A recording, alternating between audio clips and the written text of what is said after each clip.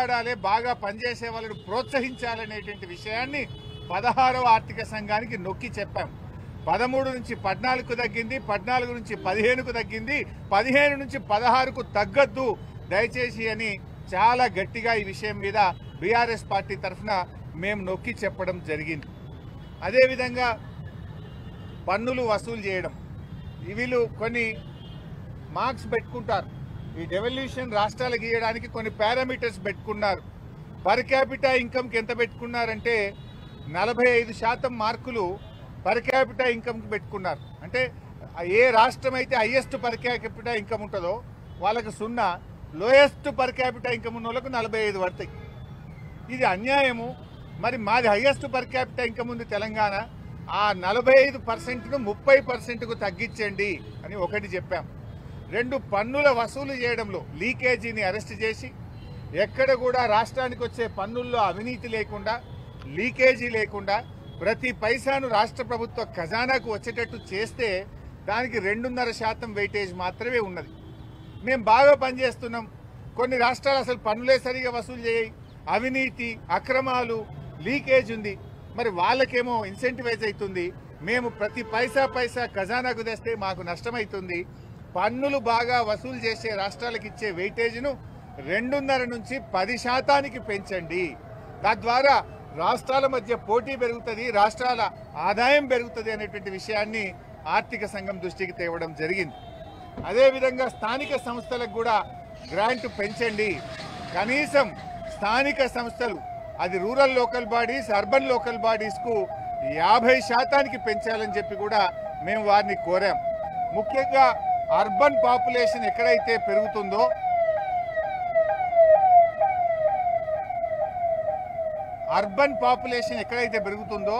ఆ రాష్ట్రాల గ్రాంట్స్ తగ్గుతూ ఉన్నాయి. తెలంగాణలో పట్టణీకరణ వేగంగా జరుగుతూ ఉంది కనుక తెలంగాణ లాంటి రాష్ట్రం నష్టపోకూడదు. అందువల్ల స్థానిక సంస్థలకు గ్రాంట్ 50% పెంచండి. పట్టణీకరణ ఎక్కువైతున్న రాష్ట్రాలకు నష్టం జరగకుండా కూడా చూడాలని చెప్పి కూడా మేము చెప్పడం జరిగింది.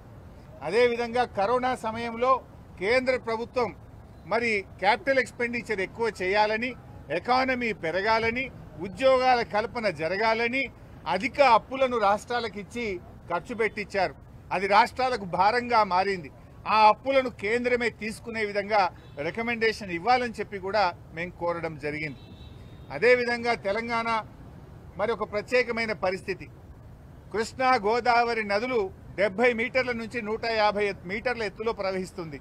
తెలంగాణ ప్రాంతమంతా కూడా మరి 300 నుంచి 600 మీటర్లలో తెలంగాణ భూభాగం ఉంటుంది. ఈ ప్రాంతానికి నీళ్లు రావాలంటే లిఫ్ట్ ఇరిగేషన్ తప్ప ఇంకొక మార్గం లేదు. అందుకే కేసీఆర్ గారి నాయకత్వంలో పెద్ద ఎత్తున రాష్ట్రంలో లిఫ్ట్ ఇరిగేషన్ ప్రాజెక్టులు కట్టాం. తద్వారా మనము పెద్ద ఎత్తున పంటలకు సాగునీరిచ్చి వ్యవసాయ విస్తరణ జరిగింది. దేశంలోనే అత్యధిక వరి పంట పండే రాష్ట్రంగా కేసీఆర్ గారు తెలంగాణను మార్చిన విషయాన్ని ఆర్థిక సంఘం దృష్టికి తీసుకుపోయాం. అందువల్ల ఈ లిఫ్ట్ ఇరిగేషన్ స్కీముల మెయింటెనెన్స్కు కనీసం ఒక 40,000 కోట్ల రూపాయలు కేటాయించాలని 16వ ఆర్థిక సంఘంను కోరాం. అదేవిధంగా పాలమూరు ఎత్తిపోతల పథకానికి జాతీయ ప్రాజెక్టు హోదా ఇవ్వాలని, పక్కన ఆంధ్రప్రదేశ్కి ఇచ్చారు, కర్ణాటకకి ఇచ్చారు, ఉత్తరప్రదేశ్కి ఇచ్చారు. తెలంగాణకు అన్యాయం చేస్తుంది కేంద్ర ప్రభుత్వం. పాలమూరు రంగారెడ్డికి జాతీయ హోదా ఇవ్వాలని కూడా బీఆర్ఎస్ పార్టీ పక్షాన కోరాం. మిషన్ భగీరథకు మరి ఇవాళ కేసీఆర్ గారు దేశంలో అన్ని రాష్ట్రాల కంటే ముందు ఇంటింటికి తాగునీరిచ్చే మిషన్ భగీరథను ప్రారంభించారు. ఇది మేము బాగా పనిచేయడం వల్ల మాకు నష్టమైతా ఉంది.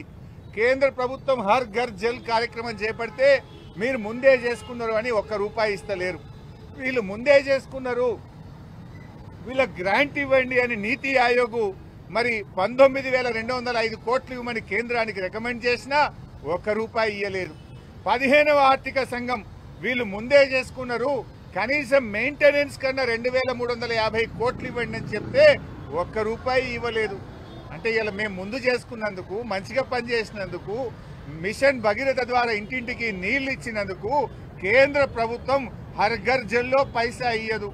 15వ ఆర్థిక సంఘం మెయింటెనెన్స్ కు 2,350 కోట్లు ఇవ్వమంటే పైసా ఇవ్వరు. నీతి ఆయోగ్ 19,205 కోట్లు ఇవ్వమంటే కేంద్రం పైసా ఇయ్యదు. ఈ అన్యాయాలను ఇలా 16వ ఆర్థిక సంఘం చైర్మన్ సభ్యుల దృష్టికి తీసుకుపోయి మాకు ఖచ్చితంగా మిషన్ భగీరథ మెయింటెనెన్స్కు 20,000 కోట్లు కేటాయించాలని బీఆర్ఎస్ పార్టీ పక్షాన కోరాం. అదేవిధంగా ప్రభుత్వ ఆసుపత్రులతో ధీటుగా ప్రైవేట్ ఆసుపత్రులతో ధీటుగా ప్రభుత్వ ఆసుపత్రులు నిర్మించాలని తెలంగాణ రాష్ట్ర ప్రభుత్వం నిర్ణయించింది. రాష్ట్రంలో పెద్ద ఎత్తున సూపర్ స్పెషాలిటీ ఆసుపత్రులు కడతా ఉన్నాం. మరి పేదలకు కూడా కార్పొరేట్ వైద్యం అందాలని చెప్పి ప్రభుత్వ ఆసుపత్రులను బాగు చేసే కార్యక్రమం చేపట్టాం. దానికి 10,000 కోట్ల రూపాయలు కేటాయించాలని 16వ ఆర్థిక సంఘాన్ని మేం కోరడం జరిగింది. ముఖ్యంగా ఈరోజు దేశంలో అధికారంలో ఉన్న కేంద్ర ప్రభుత్వం ఆర్థిక సంఘం యొక్క రిపోర్ట్లను కూడా తొక్కిపెడతా ఉన్నారు. 14వ ఆర్థిక సంఘం వరకు కూడా ఆర్థిక సంఘం రిపోర్ట్లను యథావిధిగా అమలు చేసిన చరిత్ర ఈ దేశంలో ఉంది. మొదటిసారిగా 15వ ఆర్థిక సంఘం నివేదికను కేంద్ర ప్రభుత్వం పిక్ అండ్ చూజ్ లాగా ఇష్టమున్నవి చేసిండ్రు, ఇష్టం లేని చేయలేదు.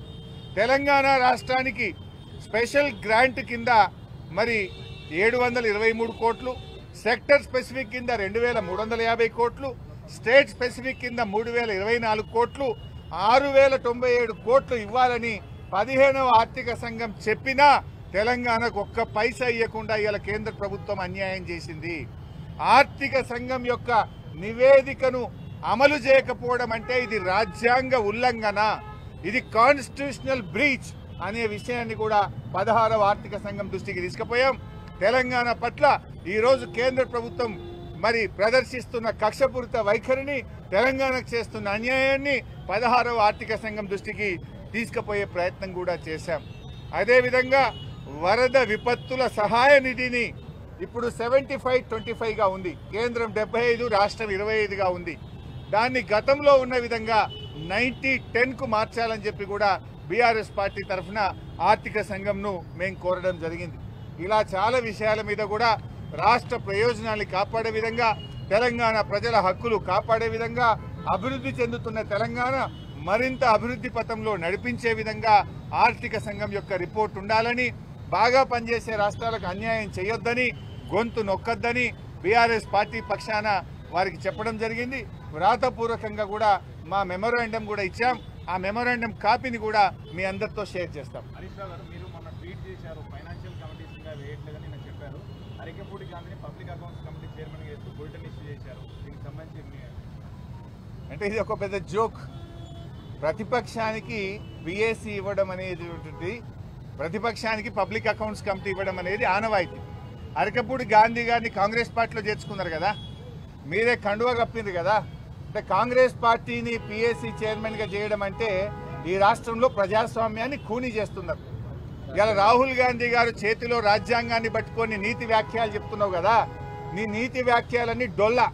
రాహుల్ గాంధీ మాటలన్నీ నీటి మూటలు. రాహుల్ గాంధీ గారు, మీకేమన్నా నీ చేతిలో పట్టుకున్న కాన్స్టిట్యూషన్ మీద గౌరవం ఉంటే తక్షణమే నీ ముఖ్యమంత్రి రేవంత్ రెడ్డిని ఆదేశించు. కేంద్రంలో ఇదే పిఏసీ ఎవరు తీసుకున్నారు? కేసీ వేణుగోపాల్. కాంగ్రెస్ పార్టీ రాష్ట్రాల ఇన్ఛార్జ్ ఎవరైతే ఉన్నారో కేసీ వేణుగోపాల్ పిఏసీ అధ్యక్షుడు ఉన్నారు.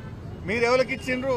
బీఆర్ఎస్ నుంచి కాంగ్రెస్ లో చేరినటువంటి అరికపూడి గాంధీకి పిఏసీ ఇవ్వడం అంటే రాజ్యాంగాన్ని నిట్ట నిలువున పట్ట పగలు ఖూనీ చేయడం, ఇది రాజ్యాంగాన్ని పరిహాసం చేయడం.